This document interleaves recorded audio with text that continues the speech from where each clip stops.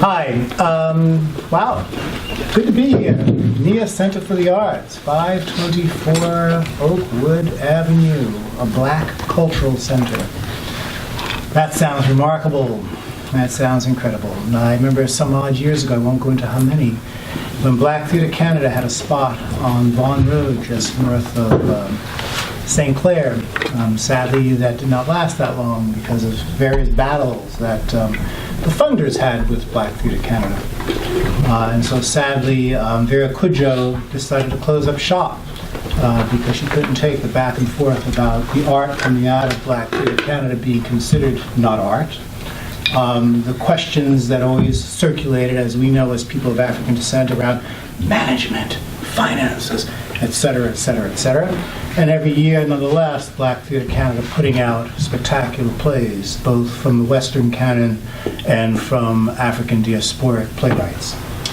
So to have a spot like NIA is quite remarkable. An amazing space. Kevin took me on a bit of a tour, and wow, there's a lot of potential here, and there's a lot of things that are already being realized.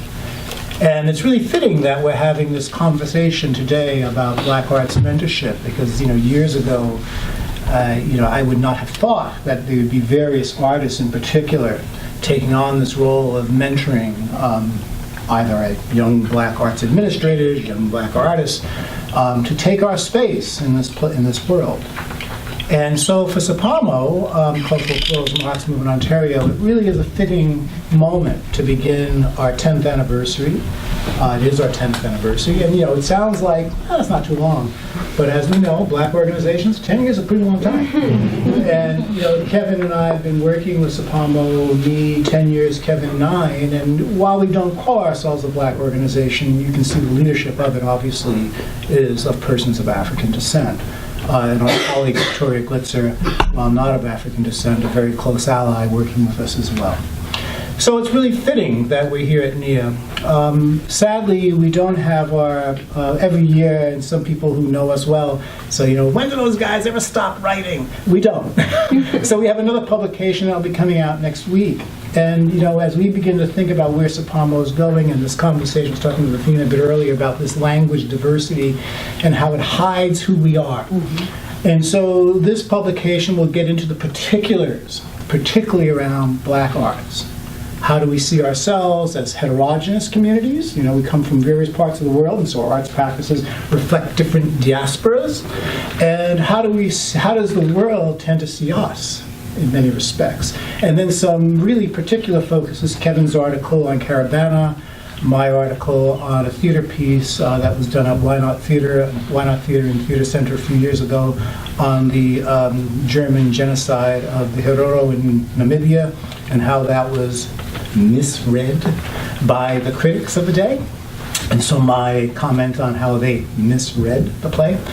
And I think that's where we need to go, a bit more into the particulars of communities, of artists, not people of color, not the diverse communities, not the culturally diverse, but there are persons of African descent. Some may come from New York, like me. Some may come from Jamaica, like Kevin. Some may come from Trinidad. Some may come from Nigeria. Some may come from Ghana. And there are all these various forms that come with that have some commonalities, but many differences.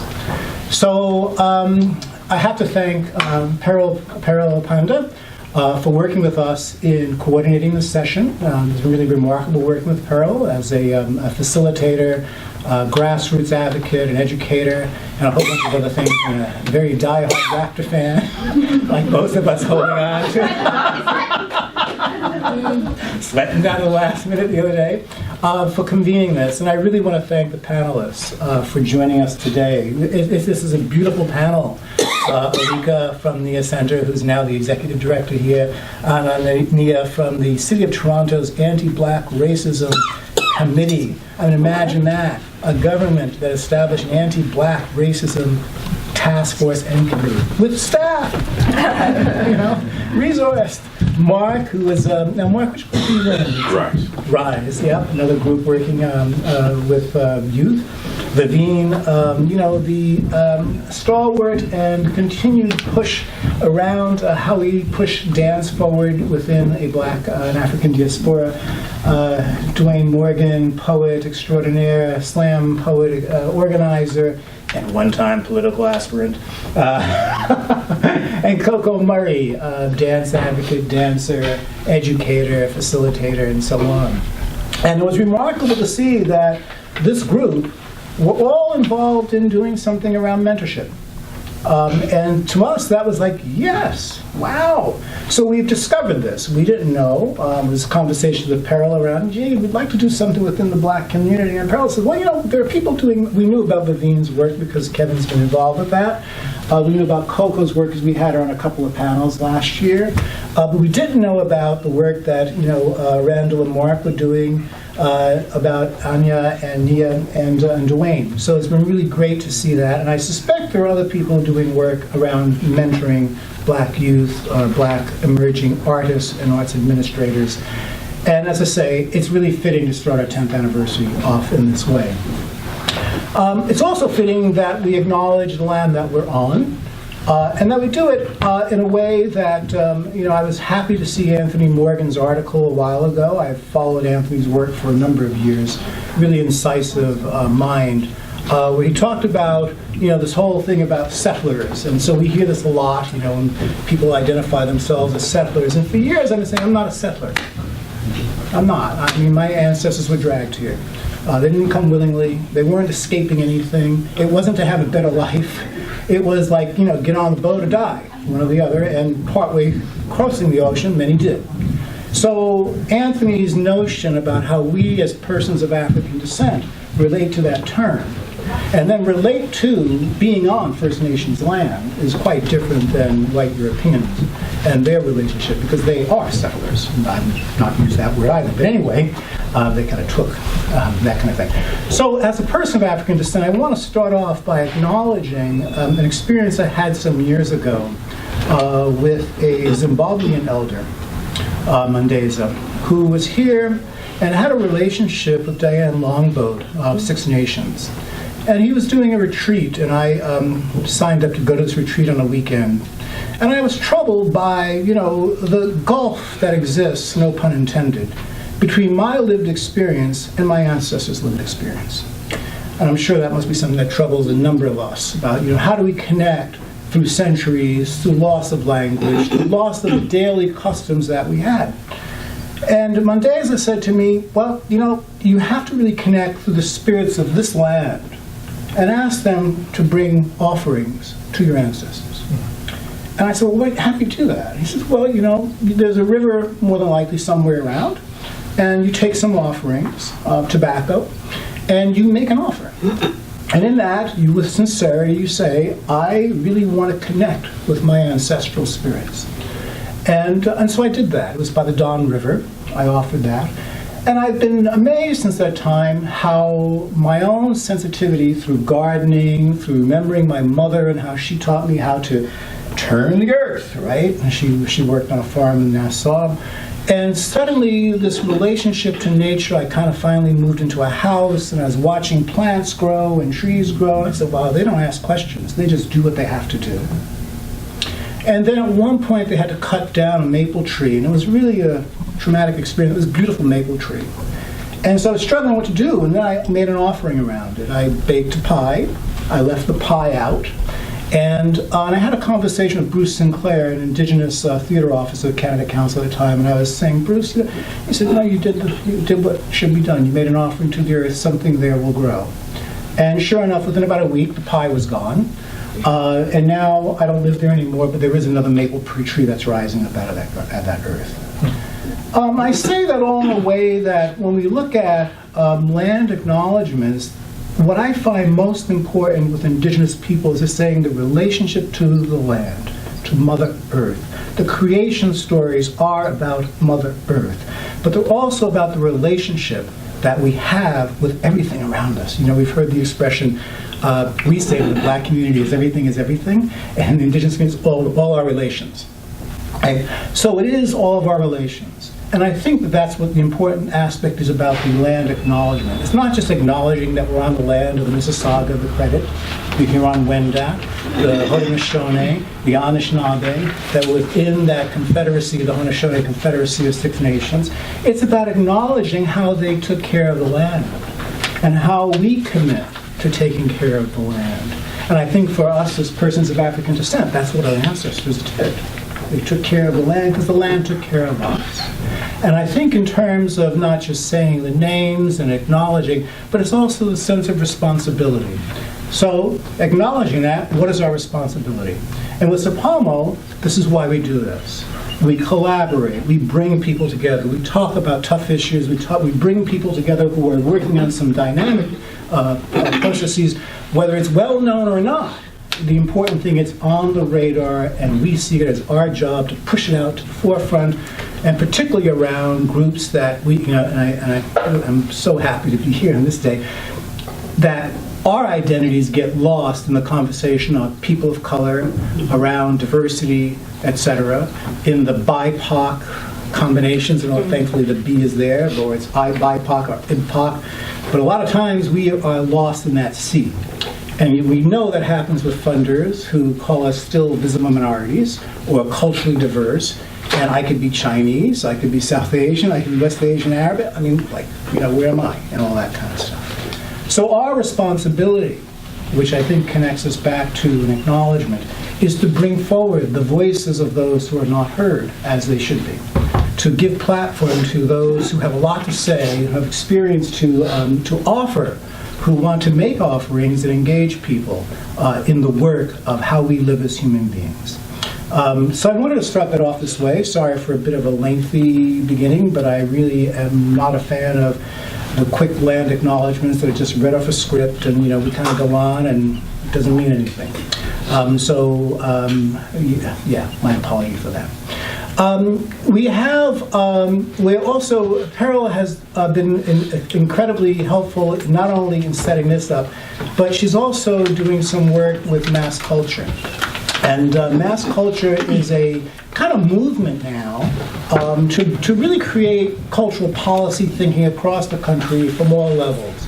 In our group, Kevin and I and Victoria, we've been working with Robin Sokolowski of Playwrights Guild and supporting that for a number of years now, and the other people on that steering committee.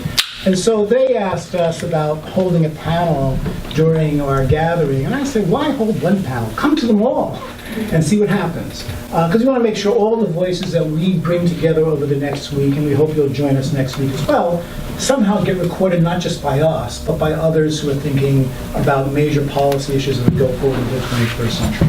So I'm going to ask Parul just give us a bit of comment as what that means, because in some ways she'll be borrowing stuff from today. Yeah, absolutely. So welcome everyone. Thank you, Charles. Appreciate it. So what we've actually done is we wanted to have a creative way of recording some thoughts around what Charles also just introduced in terms of policy, any of the areas and topics that the participants as well as the panelists would love to see more exploration in the sector about. So whether it's research-based, whether it's policy making, whatever it may be. So what we've done is we've actually created a creative way of gathering this information. So in the back of the room on the left-hand side, you're going to see this kind of mobile hanging from the ceiling. Right now it's a very lonely mobile because it has one thought on it right now. But what you will see is on the table, there are several pieces of paper that are already strung and ready for you to go. And what I invite you to do is during the session when you're actively listening, taking some notes or identifying areas that you'd like to contribute to that mobile, and then asking you at the end of the session to sketch down your thoughts. You can write them all on one piece, or you can write them separately, and then contribute to that mobile. So basically, we're not only doing a community arts activation by creating this piece together collectively, but we'll also have that data to look at, reflect on, and then make some suggestion to mass culture and Sapamo as to where we can then focus our further thought in terms of where the community wants to lead more thought and investigation. If there's any questions around that, you can feel free to ask me. I'm obviously here for the whole session, but again, just ask you to actively listen and take down your notes and then contribute those thoughts at the end of the session, or at any point really feel free to kind of go to the back of the room and add to that mobile. Thank you. Thank you. Just one thing to add to that. So Parul is working with Ella Cooper as well as with Adam Ashapong, and they'll be circulating through all of the sessions we're having through our next week. And there'll be a dinner in which the three of them will artistically present their findings. I'm really waiting for that. If you want to come to that dinner, let Parul or I know, or Victoria, Kevin, and we'll make sure that we get your name. There's no cost for the dinner. It'll be free, and it's going to be at East End Arts, which is at Broadview and Girard. They have a new building as part of Riverdale Park. Well, it's not a new building, it's a city building that they have given over to East End Arts. Yes, and Charles, if I just may quickly add, we do have an invitation for folks that are attending, so I'll be handing those out at the end of the session. Would be glad to welcome you and happy to have you at that session. So on to our panel. And because we are, a smaller group, maybe we can just quickly go around. Everybody can quickly introduce themselves. As we'll do the panel, we haven't really talked about an order, so they're all involved in mentoring. What I would suggest for each panelist is, you've got about 5 minutes or so, just talk about some key ideas, and then we really kind of spurn it out to get as much of a conversation going as possible. Obviously, we won't have a gavel if someone goes over 5, because we feel that what they're saying is very important, and they do too as well.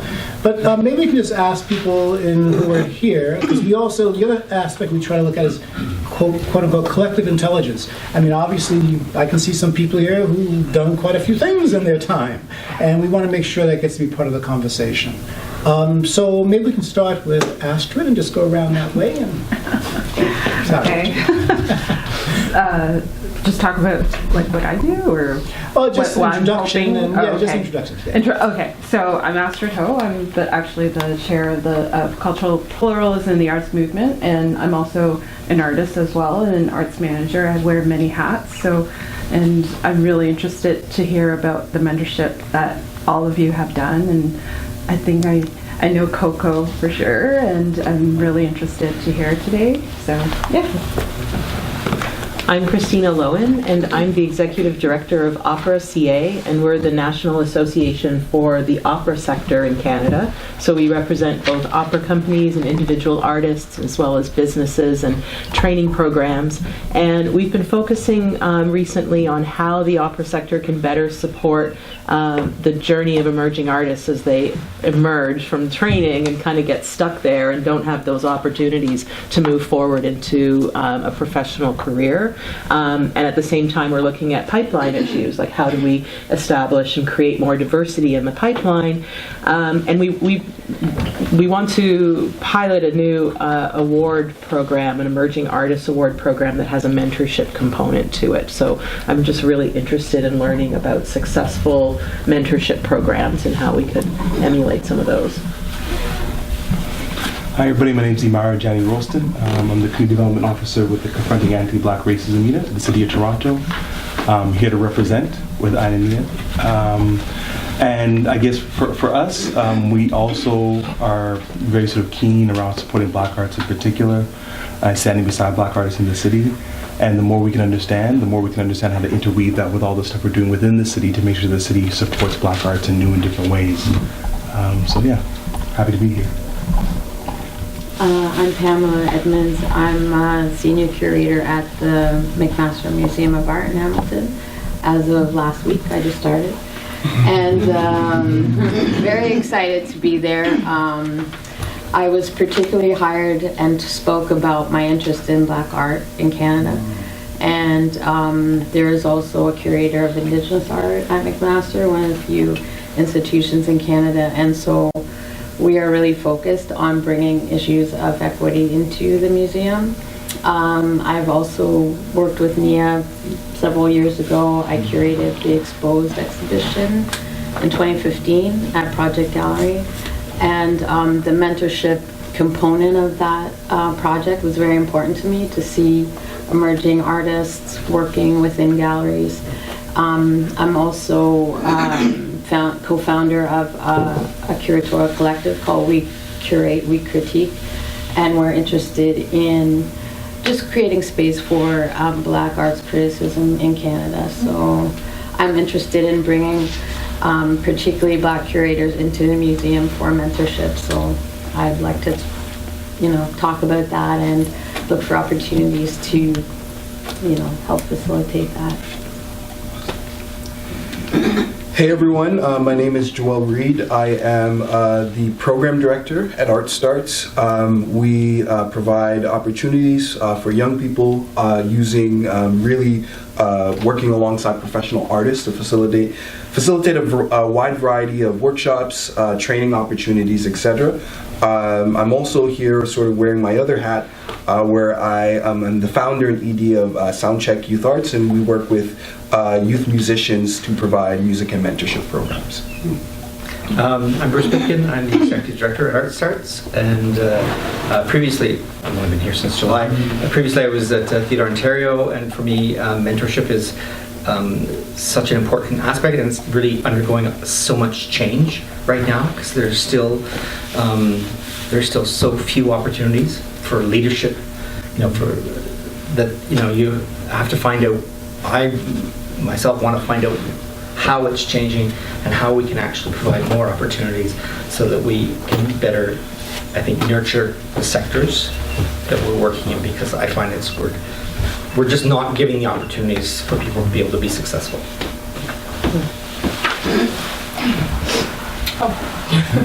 My name's Jessica Rain. I currently work at the University of Toronto at Hart House, and I started in August. So my role primarily is just to create some programs that are really, reflective of the population and have more Black students and community come into these spaces. So in my short time there so far, I created Black Futures programming that really had Black artists show their work, have dialogue around some important issues around entrepreneurship, around Black visionaries, really specific to the Black community, but also the students there as well. And just trying to create more partnerships with the community. I want to do the Black Futures programming again this year. We're also launching a hip-hop education program. And really need community input to how that's going to be, what's that going to look like, and facilitators, and just getting all those things together. So it is really new for me, but I'm hoping to connect with people who can, just help kind of shape this and what it looks like. And not being a part of the arts community, so I'm really kind of like an outsider in a way, but definitely trying to understand what's important, what's going on, and what do students need, even students on campus, but also those students who are coming into the university as well, and creating better partnerships with our community. I'm Patty Jarvis. I'm on the board of SAPAMO, and I do freelance work now, but have been associated with Prologue to the Performing Arts, and I've been at Canadian Stage for many years. Most of my work is focused around arts education and working in schools, bringing artists, collaborating with artists in schools. I think what I'm particularly interested in is just how, and it's more personal than it is professional actually, I'm realizing as I'm sitting here, that it's more about learning to be a better ally, learning how to support and how to lean in and when to shut up. And I think that's part of my responsibility in the work that I do. I just finished a project with Dwayne was part of in Etobicoke, which raised all kinds of questions for me around the work that I do in schools, particularly in the populations of those schools. And I just have one little personal story. I know this is so indulgent, but I used to live very close to here, and when my son was born, I used to bring him to the moms and kids, whatever that is that public health does. It used to be in this building, because this used to be a public health building, and I think it was in this very room. And the experience I had was, because of this particular demographic of this community, I brought my little white blonde-haired child the first day, put him on the floor amongst all these kids who didn't look like him at all. And I remember thinking, wow, the world is really different, going to be really different for him. And isn't that great? And what does that mean? And how do I teach him to take responsibility and I know that's really indulgent of me to share that story, but I just had an impact as I was sitting here. I was like, oh yeah, I remember that. And I remember thinking that on that very day. So it feels really cool to be here. So thank you.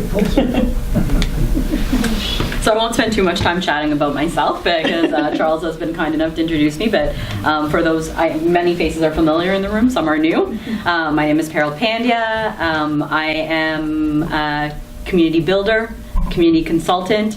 My specialization is in community arts, which is using arts as a tool for social change. My passion is working with underserved and underrepresented communities, as well as LGBTQ communities. That's kind of where my work emerged as a freelance writer when I was about 18 years old. I also do a lot of, I also have my own business, consulting practice called Community Impact Nonprofit Consulting, which very much works with the local art service organizations to deliver community arts throughout the province and throughout the city.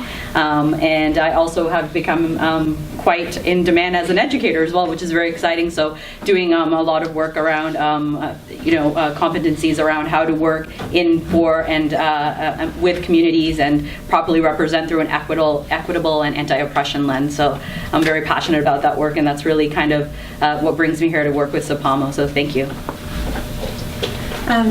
My name is Catherine Hirtsuma, and I'm here from Mass Culture. I'm the administrative coordinator, so I came to help Parul set up.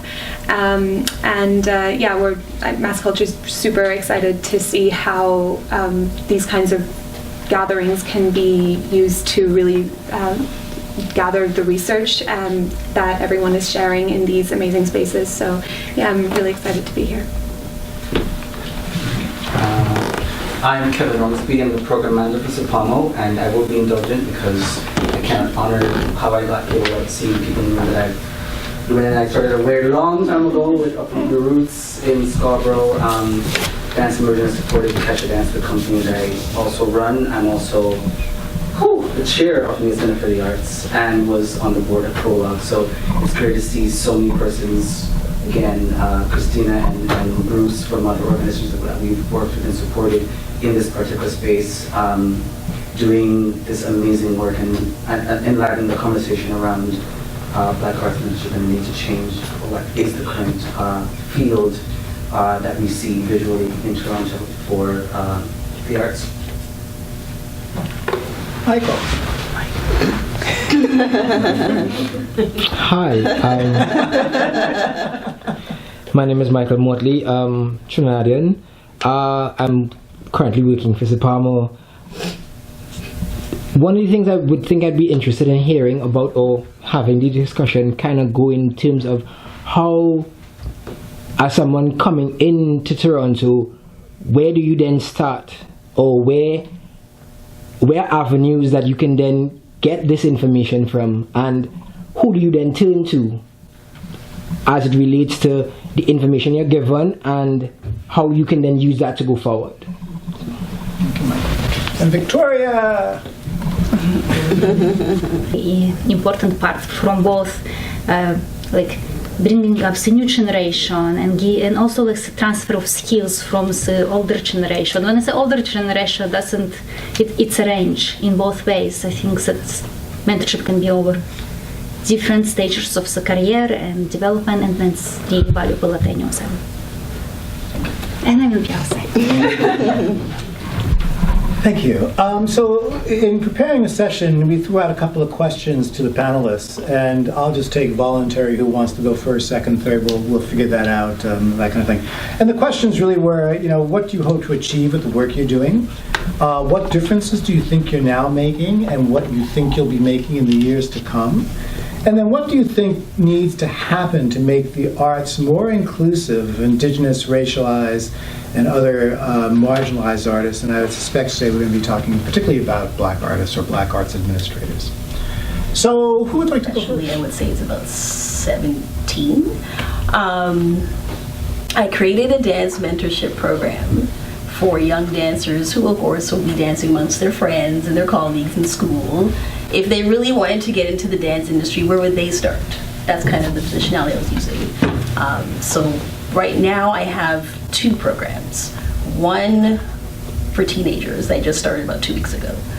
It's a partnership with the Cultural Hotspot of the City of Toronto. So it's to mentor young up-and-coming dancers that want to learn about foundations of traditional West African dance that leads into the urban street Afrobeats dance craze of today. They don't see those connections, they only see what's currently happening. So given my dance background, I wanted to give teenagers a space to get mentored by a professional artist, myself. And it's also to highlight my neighborhood because I'm in the Etobicoke region in Rexdale and there's not a lot of programming like that there. Actually, there's none. Right. So I created that project. So that's for 11 to 17-year-olds. Now, with my other project, it's for adult mentees. So these are adult dancers that are, I would probably say they're taking studio classes. They're not with a dance company. They haven't been to like a performing arts school, or they haven't been to a university or things like that to do professional performing arts. So they're in that stage of I'm with my peers and I'm dancing and I'm creating on my own. They're interested in being dancers and getting to the professional world. How do they do that? So I decided to create a program where I take 18 to 25-year-olds. And we've been doing critical dialogue. I've been organizing trips because I have to be responsive to what's happening with other Black organizations, workshops, performances, etc. So we would go on field trips, we would have dialogue, I would give them exercises, I want reflections. We would do dance workshops. I brought in guest dance presenters. Kevin was one of them. So they can see and learn about different techniques of different diasporic styles of dance. Some of them are only in their comfort zone. I only do hip hop. I only do Afrobeat. I only do X or Y. I wanted them to get a flexibility and a wide range of all these different dance styles like I have been exposed to and that I travel in the world to get exposed to. So they don't have access to that here. So I'm trying to connect them with all these opportunities that's within my network. So that's kind of what I'm doing to guide them individually and collectively. So this is the first year of this project. It's part of a collaboration with a larger group of artists. I'm just the dance stream, so there's other streams in that particular project. It's funded by the Ontario Black Youth Action Plan. And I think I'm the only dance stream, to be honest. When I was looking at the marketplace, I don't think there's any other artistic space other than Mia, because I'm also a mentor with Mia, for the Creative Connect. But I think in terms of practical dancing, this is the only funded project under the Ontario Black Youth Action Plan. So that's what I've created so far. And in that, what kind of difference do you think this is? I know it's your first year, so, but you probably see these incremental things happening with some of So as I challenge my mentees, and I'll talk about the adult mentees first, because I only started the other project. Like I said, a lot of them are being shocked because I surprised them with which artists were coming in and which style of dance I was going to introduce to them, because I didn't want them to come with a preconceived notion of, well, I only do hip hop and that person does house, so I don't want to try that. Or what is Afro contemporary? I don't know what that is. Or I just do Afro beats. I don't know how to do traditional to live drumming. So I really wanted to challenge them and see how can I expand their vocabulary and how can I expand their musicality and how they can be critical thinkers in this dance landscape. So it's still ongoing. We're in our final stage. They're doing some choreography building and working collectively to create something for the showcase. And what's next? What's next? Well, I actually have presented all of them to be like mentees helping in my teen mentorship program right now to give them some workshop facilitation experience. I want them to also have dialogue with the teen mentees about what it means to be mentored and things like that. So these are the things I'm going to do in this current project with the current mentees. So there's things happening. I should say, at any point along the way, if you have a thought or a comment that you want to raise, either directly to the person speaking, please do so. We're not going to sort of wait until everybody's finished speaking. So just Yeah, I have a question. Why do you think that your program is the only one, and is it in Toronto or in Etobicoke? Really? So the Cultural Hotspot, which is the Teen Mentorship Project, because I live in Rexdale, and I would say there isn't a professional artist that's mentoring. So that's kind of why I structured the program, as opposed to a recreation model of, hi, I'm here, come take classes with me and then go home. But we don't have any relationship building, no connection, no reciprocal mentee, mentor kind of relationship. That's not really there.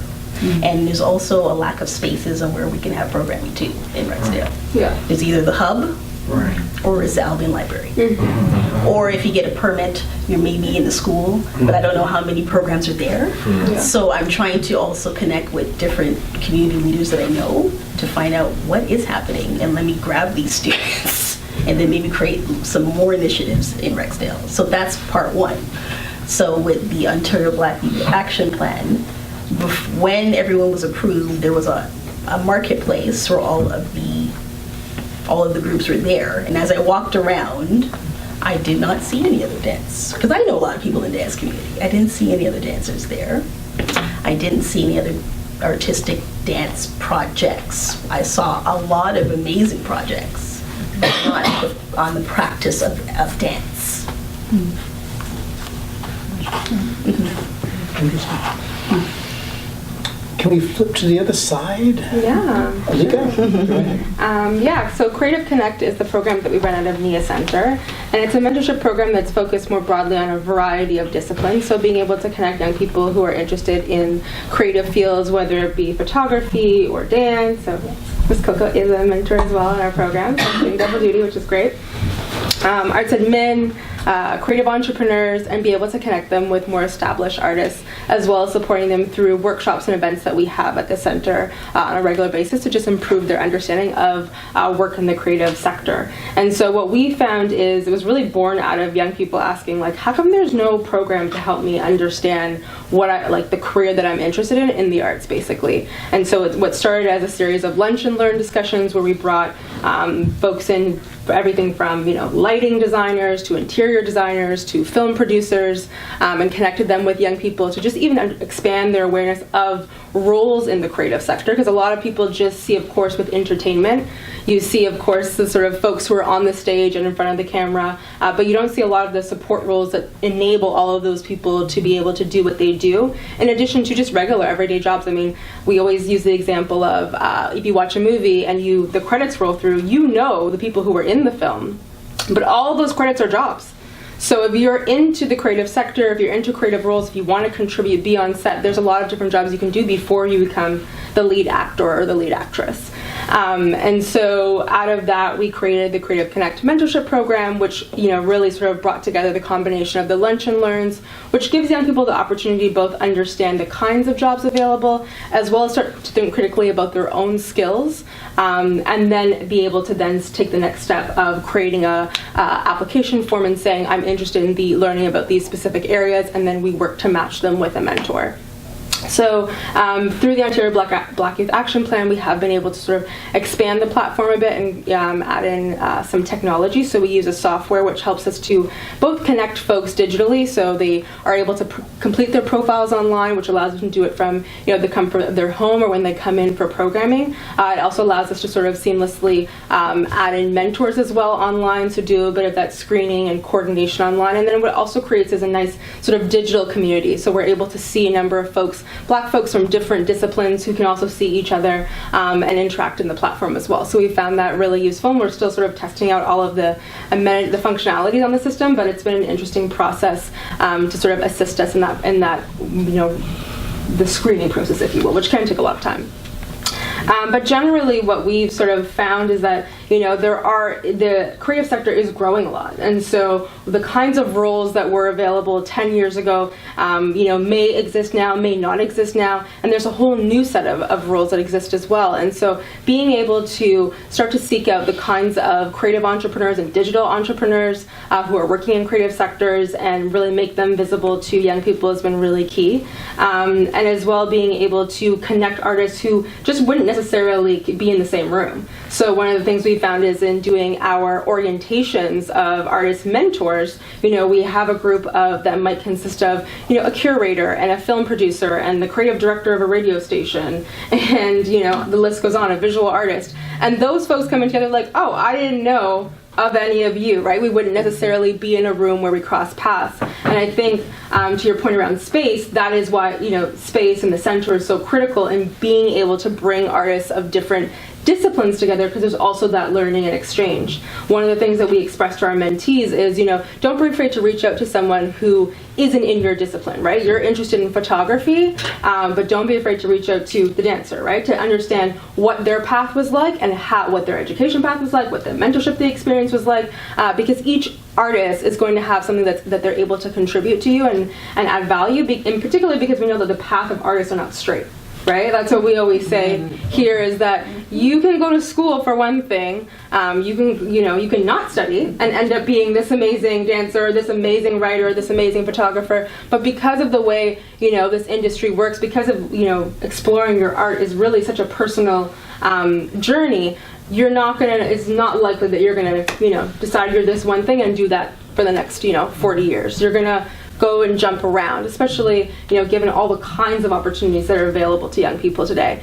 So we do encourage them to interact with artists and their other mentees of different disciplines to understand what they're interested in, how they're honing their craft, who they've connected with to expand their career. And I think one of the things that we just always are fighting against is just like that belief in self, right? That because of the ways in which Black youth navigate the systems that they're in, the institutions that they're in, they just don't have that confidence sometimes to even be able to reach out to a mentor. So, sometimes we do the initial screening call, they're really interested in connecting, with Dwayne, let's say, he's in the system. But they'll say, Alec, are you going to come to our first meeting? And I'll be like, I could, but, Dwayne's already screened, he's in the system.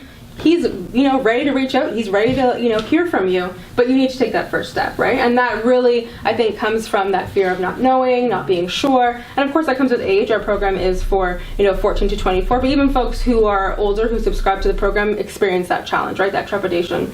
And so, we do mentor matches. That's a night where we bring together mentees and mentors to see if the matches is the right fit, to create that space for folks to get to know each other and to connect. But being able to just overcome that initial, fear about, is this the right, step I'm taking? Am I saying the right thing? Am I prepared for this conversation? Is sort of the transition points that we like to help young people with. Yes, for both of you, how are you going about finding mentors and mentees? We do like a combination of sort of posts online, recruit people. I mean, we search Instagram, quite frankly, for folks from different disciplines, or if we have a young person who's interested in textile art, we might go through and just try and see if we can find an artist online who's doing textile art. We've encouraged our mentors who have signed up to bring another mentor to our events, to our recruitment events. A lot of our mentees come to us through our programming, so in between doing matches, we have nights where we look at, intellectual property rights, or we bring a number of YouTubers in, which, a lot of young people are interested in the world of YouTube. So those events sort of serve as a way to sort of bring folks in, so that as we do those events, we say, oh, if you're interested in doing more of this, or you'd like to connect with Marlon, who's on our panel tonight, he is a mentor. He is available for one-to-one matching, one-to-one mentorship, but you need to sign up for the program. So really, it's a combination of digital and in-person outreach to get folks who are interested, who are exploring and pursuing careers in the arts to come and sign up. And Coco? Yeah, in my projects, I'm the lead mentor, because that was the structure of the projects. In terms of recruitment for mentees, that was a little bit of a challenge. So I had to find creative ways. I did social media. I looked at my networks. I actually was approached by colleagues other dancers that even though younger than me, they wanted to be in the program. They're like, Coco, can I be mentored? And I was like, oh, okay. Note to self. But yeah, so I guess I kind of went to different classes to see what people were doing, and a lot of outreach to either universities, performance programs, word of mouth started to happen as well. One person told another person, this friend told a few friends, and that's how I ended up with the 6 that I have right now currently. But others wanted to come, but we were already halfway through the program. And I was like, let's wait until the next year. So. Dwayne. Sure. So I don't have any kind of formal mentorship training program, anything that I facilitate or use. I have, for up-and-coming artists, I always just make myself available. I always tell them if you need something, feel free to reach out, and I make it a point to always respond back when they do reach out. Through some of the work that I do in preparing for the National Poetry Slam competition, there are young people who make that team, and through making that team, then you work with me for several months, and through that is a very direct form of mentorship that's happening on a pretty much weekly basis for almost 4, 5, 6 months. And after that process, we usually create a bond where I'm constantly just there in their life, right? So I have several mentees who have just kind of been there with me for years, and we have this common experience of working together, preparing for a national competition, and in doing that, I'm just sharing with them as much as I know, as much as I have learned. One of the things that I guess has been interesting is that I've often seen this idea of, competition with the next generation. And I remember when Randall, who's not here but works with Mark with Rise Poetry, when Randall was starting to come up, I would get these calls from people, and they're like, hey, have you heard of this Randall guy? He has this Rise thing. It's like similar to what you used to do. Are you like concerned about this? I'm like, why would I be concerned about this? I'm like, yeah, A, yes, I know him. B, I told him if he needs help with anything to reach out to me. I'm not threatened by anyone who's younger than me. It's my job to make it easier for him. It's my job that no matter what I have done, he's supposed to surpass me, right? And so I think for a lot of times with artists who've been in the game for a while, we don't like younger people to come and surpass us, but that's what they're supposed to do, right? And we actually are supposed to facilitate them passing us, right? We're not in a competition, right? And if I'm playing my role and playing my position, then I'm supposed to create a platform and say, here are the tools that you need to surpass me. Because there are things that you know, that you see, that you experience, that I just don't, right? When I talk to the young people that I mentor now, I show them, I have this file that just has names and phone numbers on it. And I said, when I was starting out producing events, and Kevin knows this because we started off way back when I was producing an event, this is the list of every person I had to call to invite. There was no social media. There was no mass text messaging. I had to stuff things in an envelope and put it in a mailbox, right? So the young people that I mentor now grew up on social media. They grew up on the internet. So there are things that they're just going to naturally grasp that I'm just not going to, because I come from a whole different world, a whole different work ethic. So my job is to teach them the work ethic and be able to get them to apply that work ethic to their environment, and that will allow them to fast track and move beyond wherever it is that I am, right? And for me, that is my approach. And even, spoken word is it's a very unique art form. So I tend to only work with artists that I deem, but that I believe are artists. And what I mean by that is with spoken word, you can write a poem on a napkin, you can go to an open mic, you can read that poem and then say you're a spoken word artist. There's nothing to say, yes, you've qualified now, you've learned, somebody has mentored you. Everybody's a spoken word artist because they wrote a poem on a napkin. If I go to a club and I dance the whole night, on Monday, I can't change my bio and say I'm a dancer. It just doesn't happen that way because a dancer has been dancing forever. They've been training. They can say, I did a master class with so-and-so, but in spoken word, everybody's a spoken word artist, right? So for me, when I look at who I'm going to mentor, one of the questions I try to decipher is, how interested are you in what's come before you? Because one who is an artist understands that they are the continuation of something. Right. You're not the beginning of anything, right? There's things that have happened before you that you are now going to be a part of, and you have to submit yourself to the fact that you are a part of something that is a continuation. So you are going to want to know what happened before me, you're going to want to know what I did, you're going to want to know who are the other people who have created this landscape to fully understand where you are, who you are, and what you can now do, right? So for a lot of young people who are engaged, in the arts, for them it's, what can I get out of this? And when I look for who I'm going to mentor, I want to find the young people who say, what can I give to this? And then I want to help you figure out how you can give in a way that is meaningful. So that's my 2 cents. It's really important, that sense of knowing who came before. Thinking of Charles Mills and his work on racial polity, where he talks about how we kind of look at our own struggles and don't remember that there were people who had struggles far greater than ours. And we stand on their shoulders, and sometimes we can learn a lot from them. Whether it's Marianne Shadd here, or Viola Desmond, or Frederick Douglass, there's a bunch of names. I mean, they've been advocates since we were first impacted by the current Western project, and even before then, Shaka Zulu, et cetera, et cetera. And so how do we learn from them so we can be continuation, and how that keeps who we are as persons alive in this current age? I just wanted to comment on that particular aspect and the importance of mentoring. Can I add to that then? Sure, Mark, go right ahead.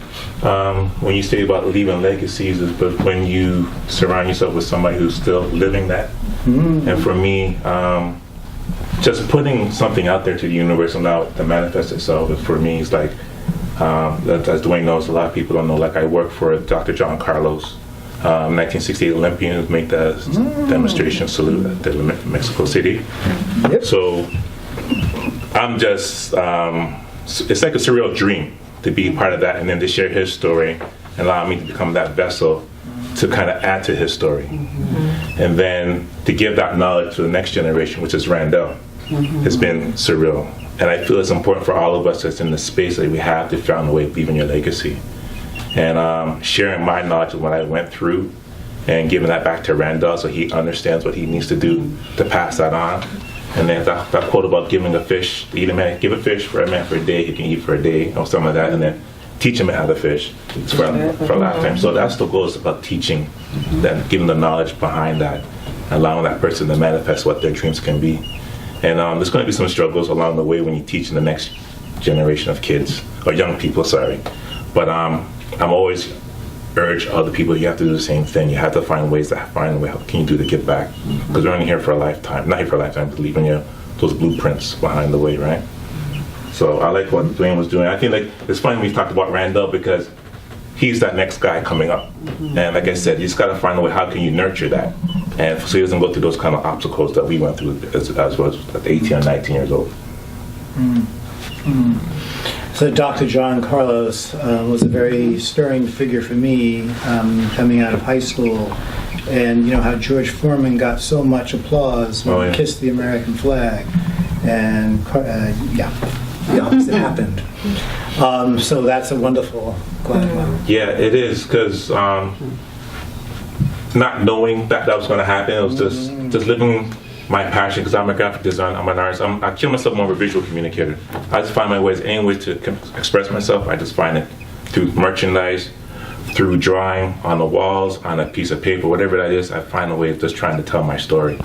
And so planting something, an idea, and then actually now to allow it to manifest that I'm working with somebody who's iconic and still has a story that resonates beyond the world, right? And to find my part of that, it's great. And then to have that person, like I'm almost like in the middle because I have him as a mentor to get wisdom from, and then I get to share that with Randall and kind of merge that all in that kind of thing. So I'm almost like a hub, and it's all about connections, building the right relationship with people, and pulling those people in the right spaces to have those conversations. Because with Rise, I've been with Wild with Rise for at least 7 years. It's our 7th anniversary, and I had the ability to keep bringing other people into those spaces to have these kind of dialogues. Because young people can't even know these particular people, and having those conversations, it's not overwhelming, but it's needed. So we need to find other spaces we can have these dialogues. I think that's truly important. If it's up in Oakwood, if it's in Scarborough, if it's up in Tobico, Mississauga, we gotta have these spaces that we can have these dialogues. It's definitely imperative. Sorry. No, please. And also important that we link those with, so that there's a circular thing happening, that we're not working in isolation. Agreed. Yeah, I teach at the Humber's Arts Management Program, and I used to teach at U of T's Scarborough's Arts Management Program. And it was always a bit sad to me that I saw very few people who looked like us. I'd see a lot of Asians, South Asians, whites, but very few persons of African descent. And, I'd always hear, parents want them to go into business, and I said, wait a minute, I think there's some arts organizations around and artists and arts activities. Why are we not gravitating in this direction? Are we not offering enough? Do people not know enough about what we do as artists? Or is it that, this quote-unquote, which I think is real to a degree. I remember having amazing discussions with my mother about my desire to be an artist. But, still did it. Nonetheless, we have 2 others that we wanted to start the conversation off with as well. And Anania, do you want to speak? Yeah, sure. I'm sitting here thinking, why is it that they had me on this panel? And I always end up, for as long as I know myself, around artists. And so a long time ago, somebody said that my art is people, and so I own that. But I'm really loving. So I'm with I'm leading the Confronting Anti-Black Racism unit at the city. And one of the questions that you asked, Charles, was what's the vision? What do we want to see? And for me, a lot of the work, and Imara, my colleague, is here. A lot of the work that we're doing is grounded in ensuring that the Black people at the City of Toronto, so the staff of the City of Toronto, know that they belong there, right? And then for the other people to know that we belong there, and for our community to know that we belong here, right? So because there is this absence of our history among everybody else, and so to you talk about that diversity word always get me going, because then it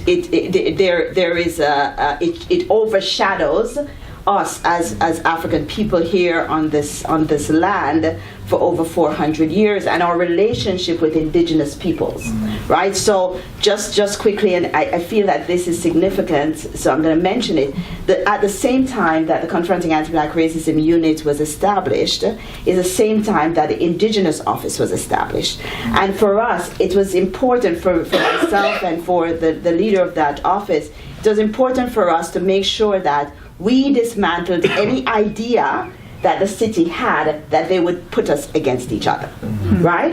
And that we made it very, very clear that we are the 2 people on this land that have experienced the most oppression. And we're going to work together to undo that. So so when we think about the Confronting Anti-Black Racism, when we think about arts, and I'm listening to all of you, one of the things that we are doing is playing a role of connecting, right? Playing the role of connecting. So all of this work that you're doing, the idea that Black art or Black artists is somehow less than the opera company, and therefore the city can spend millions and millions of dollars and fund those type of arts, but not Black types of art has to be dismantled. And so what I wanted from you is the support to help us say, you all need to be here. I don't see any of them.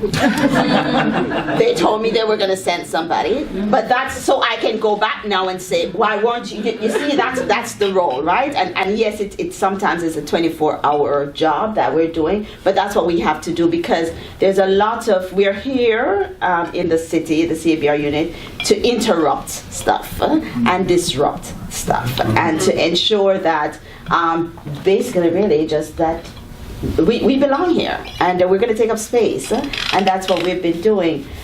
So that's my role at the city. But when we talk about mentorship, I've been mentoring for as long as I know. But formally, I've had an organization that has been doing mentorship with leaders in particular. However, people define themselves as leaders. We don't define that for 10 years now. And so I've been a mentee and I've been a mentor, and I'm doing both of them at the same time. And I think it's really important that we understand that this whole mentor thing is not a Western thing, eh? As African peoples, as indigenous people, that's how we live. We go through rites because rites is all about mentorship. Rites is all about, listen, I'm going to take you and we're going to go bigger than, I'm going to make sure that you're better than I was. I'm going to guide you and move these things out of the way, and we're going to put you through rituals that you understand that you're now grown. That's what we've been doing. Mentorship is not a Western thing. So I think we need to reclaim these things and make sure that we're mentoring and that we're being mentored, whether formally or informally. But I don't think any group of people, for Black people anyway, that whatever our groups are, organization, or whatever our discipline is, that we can do it without clearly defined mentoring in that somewhere. So yeah, that's pretty much what I have to say. And just to say that everything that I do for me is from an African cultural and spiritual perspective. Because I don't think, for me, everything else is too hard and I can't be bothered. I just wanted to jump on that point you made about it being indigenous to us.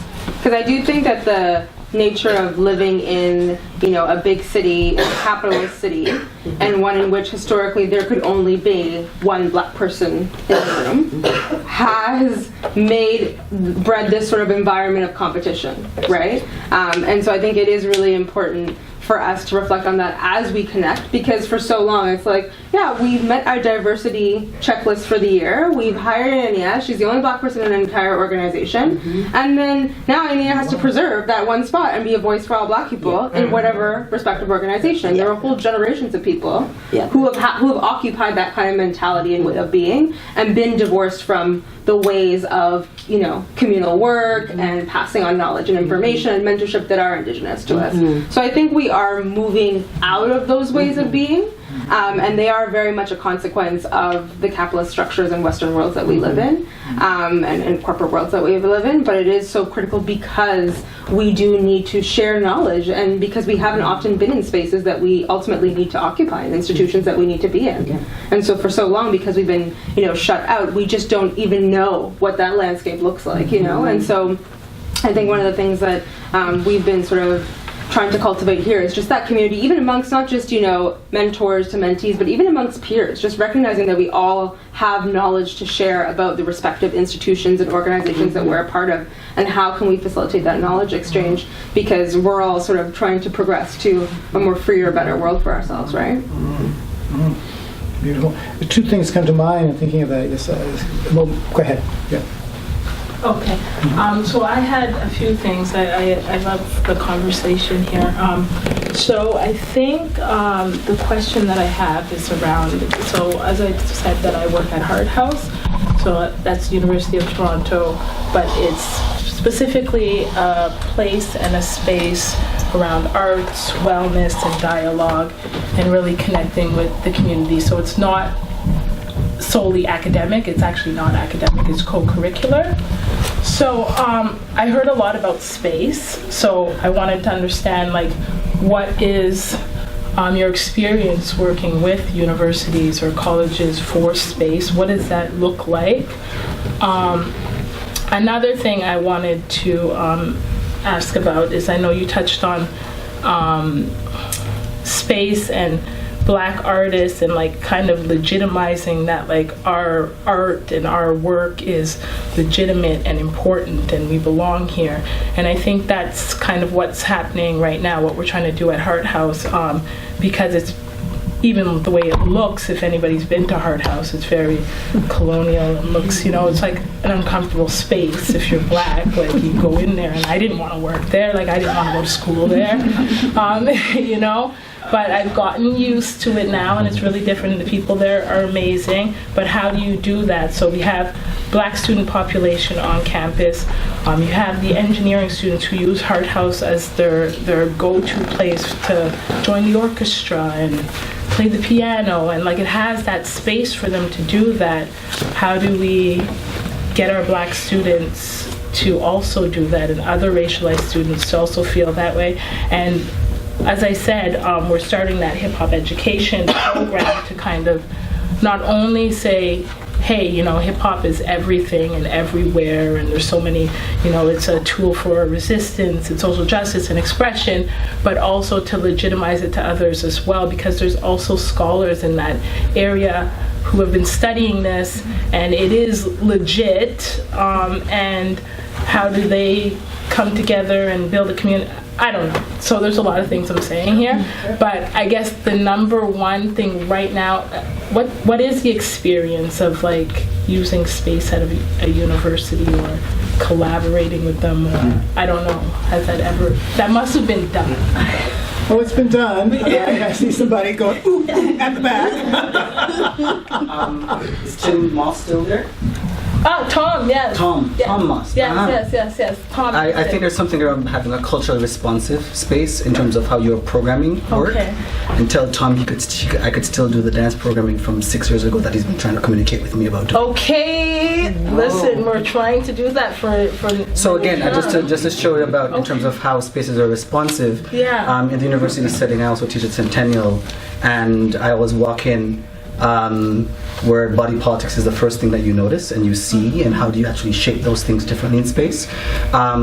Because I'm not just a dancer, because I also am a community animator in many ways, and so how are you creating culture responsive programs in large institution structures? Charles can talk to that as well. That actually still sort of undervalue the work that we hear coming in mentorship and programming, or the work that the knowledge that Duane is mentioning, that is an assumed thing when you walk into the room and you say, okay, who's doing, okay, you'll do poetry. No, he's organized communities for which has bred my career in the arts for a long period of time, but that information, that knowledge is still missing in the larger systems that are, cultural spaces. And we're here to talk about opera. The piece I wrote in the publication to come out talks about how even Caravana as an engine has brought more in than all the other cultural institutions that are white in terms of the funding that they receive, and what is that balance, and how you actually are responding to it through lobby but also through creation. And so I just want to jump on that, because one of our actions is to get we want a report, we meaning CBR, we want economic development to give us a report on the impact of Black dollars in this city. And so that report is due, Imari probably can help me when that report is due. 26. Yes. Yeah, right? So that report is, because we are insisting on it, and as we pushed forward to get that report, so our year started May 2018 to April 2019. And it wasn't until almost the end of the year that, because we kept pushing, we want that report.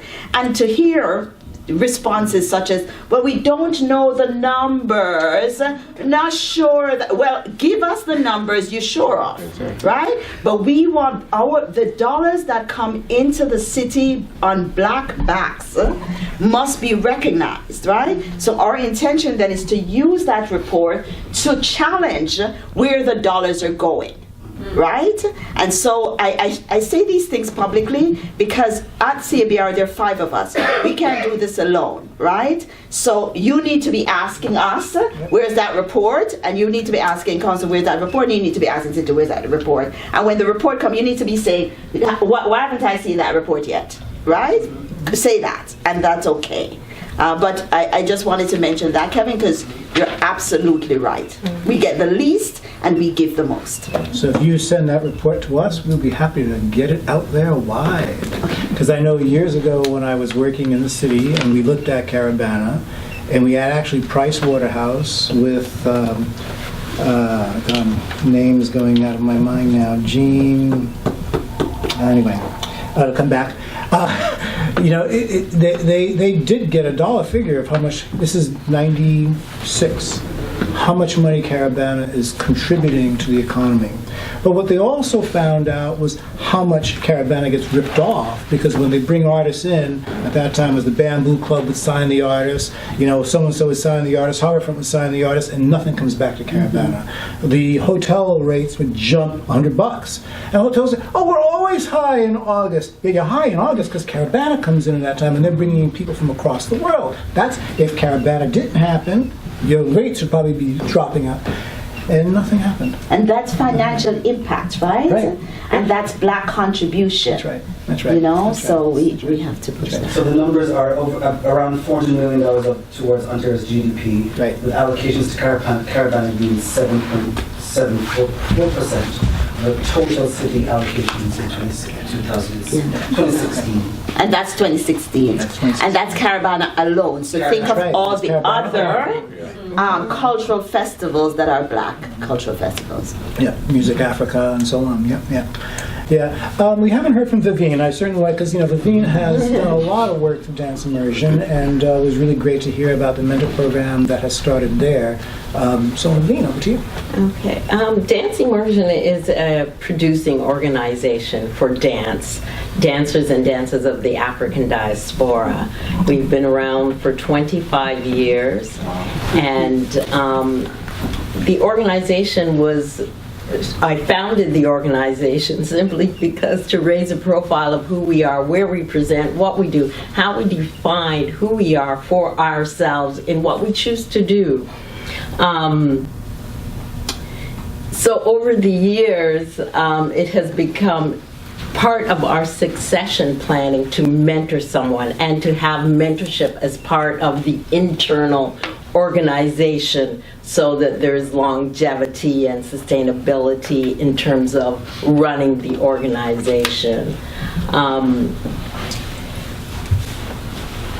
Being a producing organization, we would get information from the community that we serve that is not quite up to par in terms of what you're doing or administratively. So we saw a need for more administrative. The artist, as everybody knows, is the artist, the administrator, the budgeter, the costume maker, the costume cleaner, all of it. So when it comes down to the art and practicing the art itself, something gets lost. And so after a while, we realized that the companies and individuals are having a difficult time and very challenging, and even more challenging as the systems change that keps us not there. I speak a lot like this. So we realized that arts administration is a big thing. It's a niche that we found is missing within our community to assist those organizations in moving forward. There's a lot of challenges within that itself, but we took the step forward to do a mentorship program called Legacy Leaders, which is a pilot program and was funded through the Confronting Black Anti-Racism long name people at the City of Toronto and United Way, who has funded us to do this pilot project where we put a call out for young people who identify as black from the ages of 18 to 29 to take part in a initiative where they would have arts administration facilitated by different people dealing with marketing, general management of an arts organization's financial, social media, graphics, etc. So they had 4 or 5 months in class with these facilitators. We also worked with organizations. It's a two-part, who these interns would go to these organizations after they're done the in-class to work in. It's a pilot project. What we wanted to do was create something that was different so you wouldn't have interns coming in and then going out. What we realized in evaluating and the challenges that we're having is that much longer time is needed. You know, there's a lot of empowerment that we have to do with these young people, because a part of it is working with arts organization, especially Blacks organizations, is that there's something extra. You have to be empowered so that when people come up to you with stuff that they say or they do or try to keep you out, you have a backbone, you know where it is that you're coming from, so you can stand up to it. It's a real thing. So there's a lot of that we have to do. There's a lot of work to be done, not only with the interns and the young people, but the organizations that they want to serve. There has to be something where they grow together so that the person being mentored has more of is more invested, has more interest, not only in the organization, but themselves as an administrator in the arts.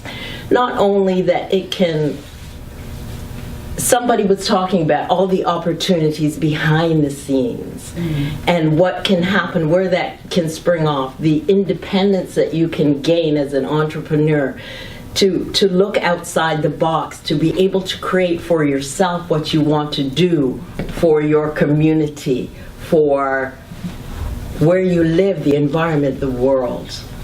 Dance Immersion has been successful in connecting with the international community. We've spent a lot of time sort of being here. What about us? Here, yes. We're over here. Yeah, what? And it's like, they only call us when they need us to tick the box. So there's a whole world out there who we've connected to, who have provided opportunities for our dance artists, you know, to expand and spread. And behind that, as we take on this mentoring, that is also a very important part of it. You can come back. Because I am someone that has benefited from Dance Immersion, and I also was hired as youth arts instructor to work with in Goma years ago. You also had a previous mentorship project, the Mentor Me initiative, which I was one of the mentees. And that's where I had to find the international. Well, my mentor is international. They all are. So I think it was up to point about 1.5 years ago, I actually started to be mentored, to be honest. So throughout my dance journey, I was navigating different pathways on my own and working with everybody and grabbing every resource I could to grow and develop and challenge myself. And my ambition took me many places across the globe, coming back, connect with Dance Immersion, do this, do that. Whatever I had to do, I did. So as I grow and evolve as a dancer, I wanted my mentees to also go to the 20th anniversary to celebrate Dance Immersion, because they weren't even aware of Dance Immersion, the dance mentees that I have. And I wanted them to see, this is how we celebrate a Black organization that's doing the work that they do, so to actualize who we are. And they had a great time. They didn't understand the magnitude of what happened, but this is part of the exercises that I do. I want to have critical dialogue with them after we go on the trips to unpack what does this mean to you, what happened and why, and things like that. So I will also say, as a dancer, the organization that Dance Immersion has is very important, because again, everybody's in isolation, and we don't have spaces to actualize who we are and to present our work and to connect and to network. So I'll have more to say about the mentorship as we go through other dialogue. And it's we are called dance immersion, but it really is about the art. We also come from an African perspective where art is not separated but seen as a whole. It's a part of who we are and how we work and how we move. So that always informs and inspires who we are. It's also important for us to keep informed about what the community is doing, what their needs are. It changes as we grow, as they grow, as things. We can't address everything, we can't do everything, but we can do what we can do. And linking with one another, connecting, especially now, I find it very exciting. Just sitting here on the panel and listening to what's going on is fantastic. So